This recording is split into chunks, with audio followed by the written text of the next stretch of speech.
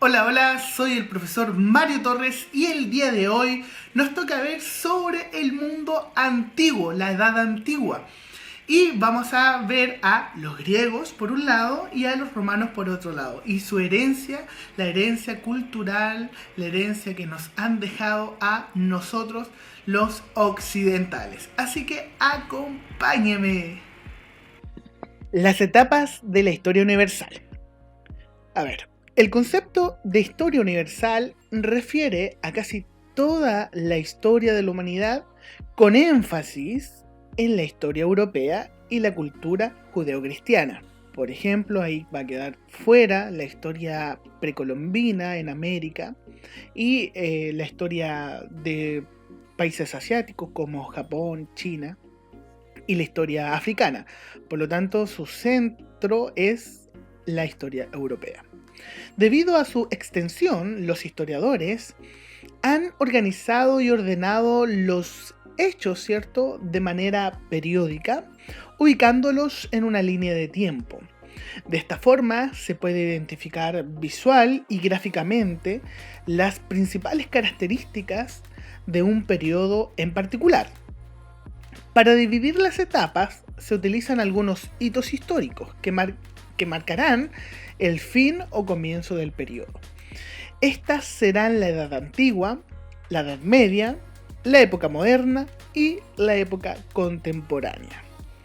La Edad Antigua se inicia hace 3000 años antes de Cristo y comienza con la escritura, culminando con la caída del Imperio Romano de Occidente, mientras que la Edad Media inicia en el siglo VI después de Cristo y está marcado por el feudalismo, el poder del cristianismo con la Iglesia Católica, el islamismo, ¿cierto?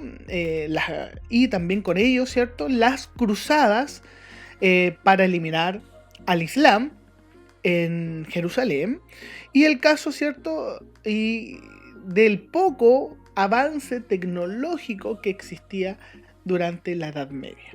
Por eso también algunos dirán que es una época oscura, el oscurantismo. La época moderna se va a iniciar con la caída del Imperio Romano de Oriente a manos de los otomanos en 1453, por lo tanto, siglo XV.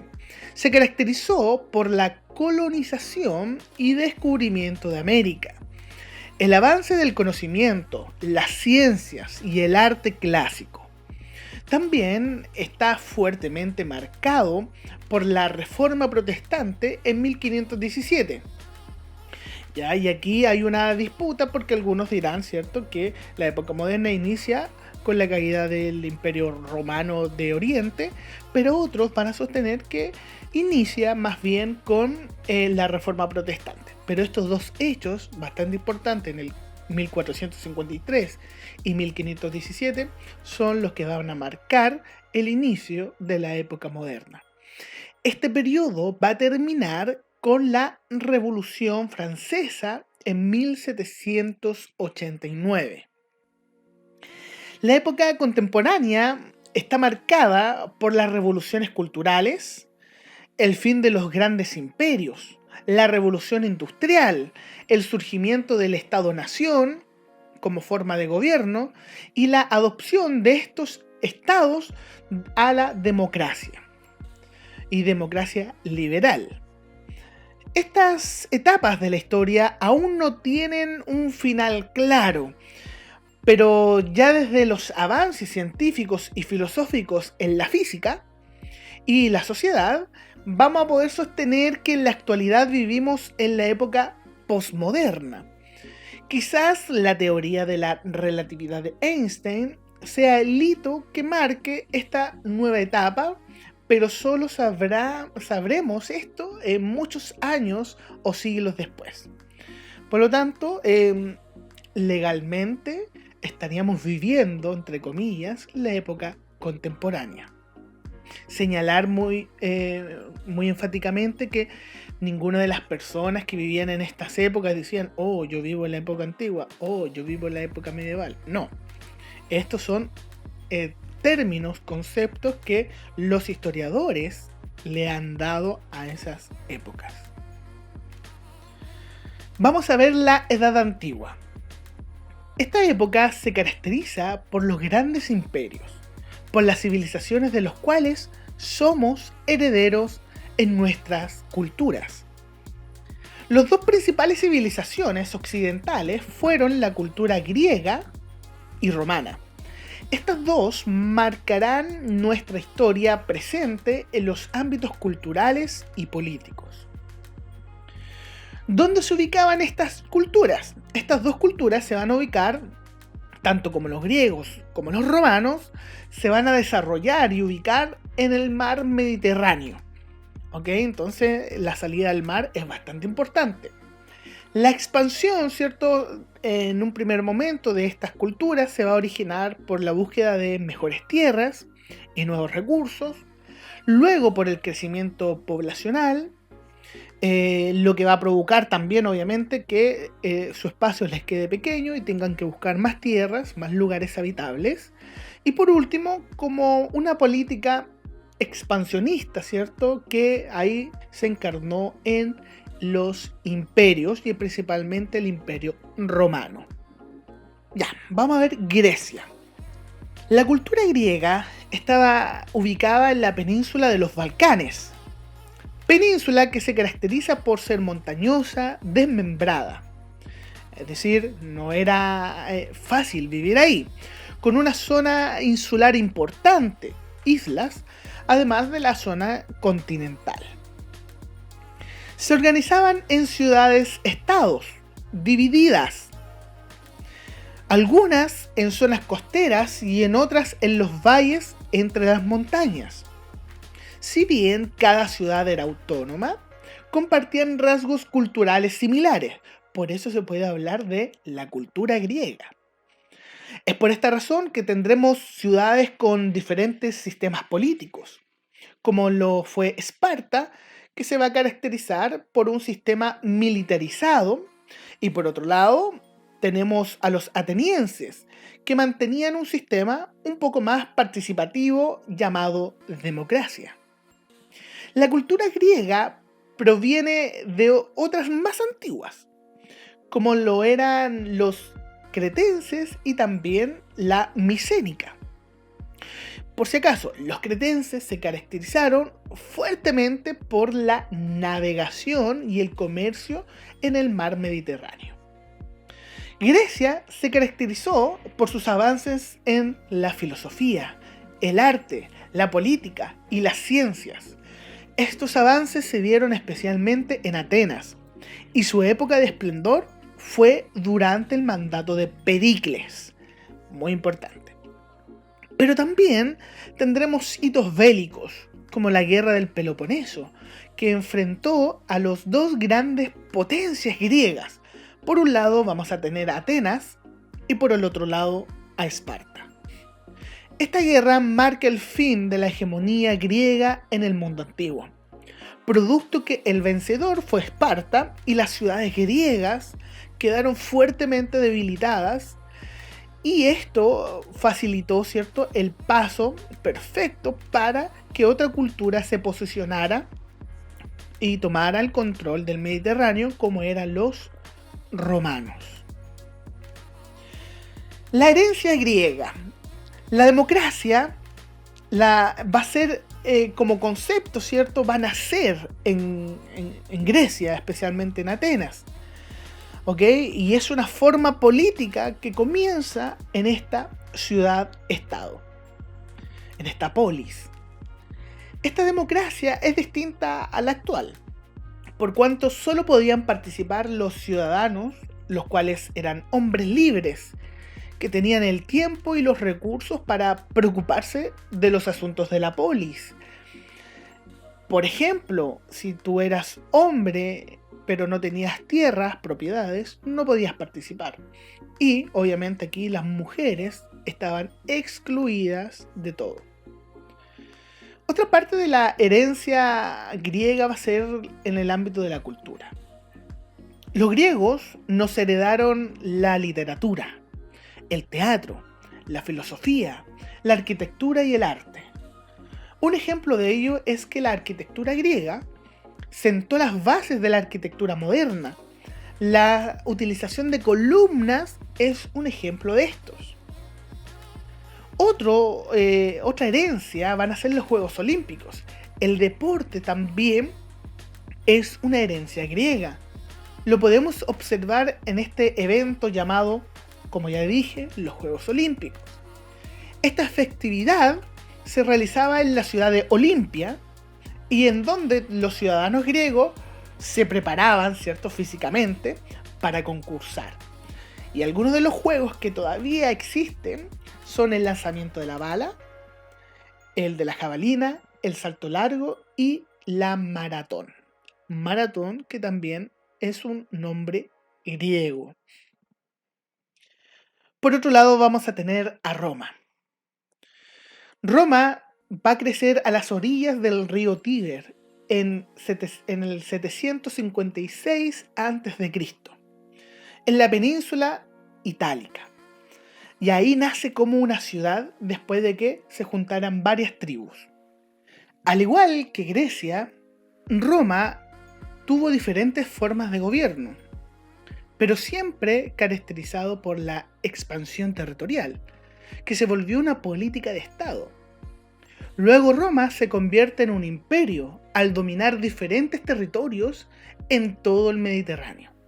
Los pueblos dominados fueron los egipcios, los cartagineses, los cántabros, los astures y obviamente los griegos. Y más. Los romanos, al conquistar una nueva cultura, tomaban de ello no solo sus recursos y tierras, sino que también se adaptaban, ¿cierto?, la nueva cultura, sobre todo lo que les era útil.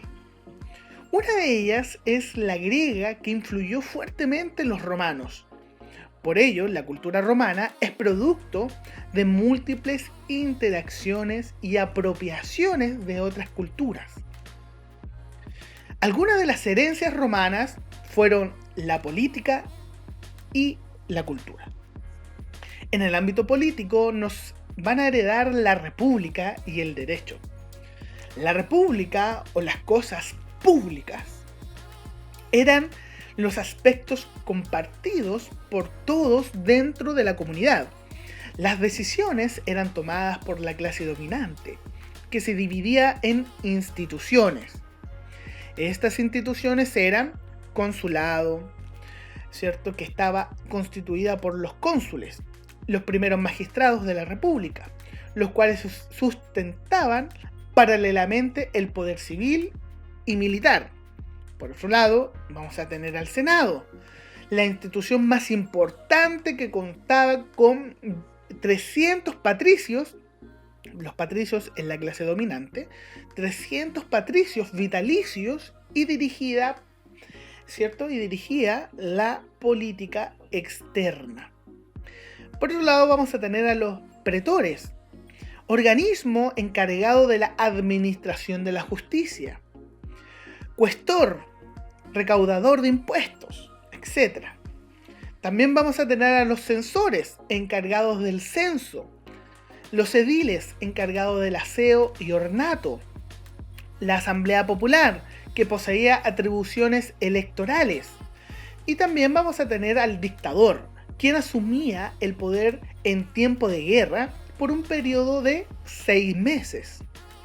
Así, la República Romana dividió el poder en instituciones que cumplían la función a la cual eran asignadas, pero a su vez supervisaban, ¿cierto?, a las otras instituciones, algo muy similar que ocurre con nuestros poderes del Estado. Una de las instituciones más importantes era el Senado romano. En este se tomaban decisiones acerca de la religión, las finanzas, las relaciones exteriores, el ejército y cómo debía ser organizado el territorio. Por lo tanto, era una institución que tenía una importante cuota de poder en la toma de decisiones y que además supervisaba las acciones desarrolladas por los líderes. Por lo tanto, El Senado tenía gran poder y eran 300 personas. Recuerden eso. Y dice, a diferencia de hoy, los integrantes del Senado romano no eran elegidos. No había democracia, sino que eran los 300 miembros más importantes de las familias romanas, conocidos como pater familias o padres de familia.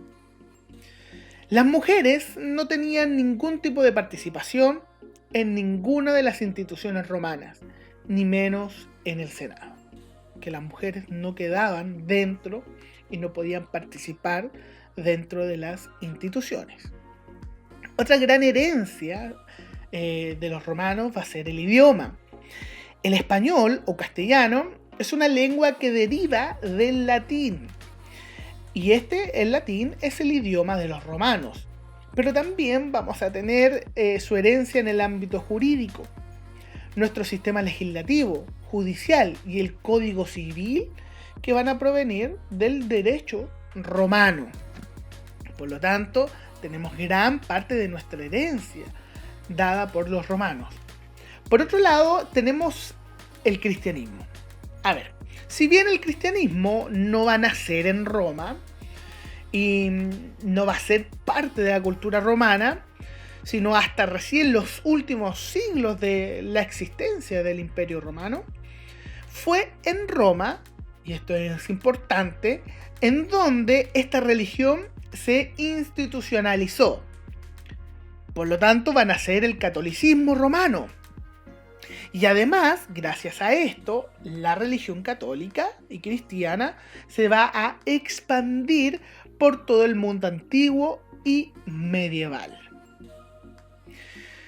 El final del Imperio Romano se produce también gracias a lo mismo que lo llevó a ser el más poderoso: la expansión del territorio. Esta expansión del territorio provocó una gran dificultad de administración. Las tierras dominadas por los romanos eran tan extensas y lejanas que comenzó a engendrar el fin del imperio. Es así que, junto con la dificultad de administrar estos territorios, las invasiones por parte de otros pueblos bárbaros comenzaron a ser cada vez más frecuentes. El imperio, producto de juegos de poder y también como una forma de sobrevivir, se va a dividir en dos. Por un lado, el Imperio Romano de Occidente y por otro lado, el Imperio Romano de Oriente. Una con sede en la ciudad de Roma, en la península itálica, Imperio Romano de Occidente, y la otra en Constantinopla, en el extremo más oriental del imperio, Imperio Romano de Oriente. Y ya para el 476 después de Cristo, cae el Imperio Romano de Occidente en Italia a manos de pueblos bárbaros que invadieron la península. El Imperio Romano de Oriente va a resistir 1000 años después, ¿cierto? 1000 años más, hasta la caída, ¿cierto? Tras la invasión de los turcos otomanos. Pero, ¿cierto? Vamos a tener, entre paréntesis, que los bárbaros eran pueblos no salvajes, sino que eran simplemente pueblos que no compartían la cultura romana. Por eso eran llamados por los mismos romanos como bárbaros. Entonces, como pudimos ver, ¿cierto? Vamos a tener a los griegos con el arte, con su cultura, con el teatro, con la filosofía, con la democracia, que nos van a influenciar, nos van a dejar de herencia todas esas cosas hacia nosotros. Y por otro lado vamos a tener a los romanos, ¿cierto? Que nos van a dejar el idioma, que el español, el castellano proviene, ¿cierto? Del latín. Pero además también vamos a ver sobre cómo el cristianismo, que si bien no era una cultura o no era una religión parte de la cultura romana, aún así el cristianismo fue impulsado gracias a los romanos. Por lo tanto, vamos a tener estas influencias también en el tema jurídico, en el derecho, etc. Es importante la influencia que van a ejercer tanto los griegos como los romanos en nuestra actual cultura. Y como siempre les digo, revisen el libro, ese libro verde, ¿cierto? Verde color palta. Revísenlo y vean, ¿cierto? Y hagan las actividades que corresponda, ¿cierto? A esta unidad número 2, que es del mundo antiguo, y puedan hacer las actividades para complementar así las clases que yo hago a través de YouTube. Así que espero que se encuentren muy bien, que estén muy bien. No se olviden complementar con las actividades de los libros estas clases. Nos estamos viendo en la próxima ocasión. Chao, chao.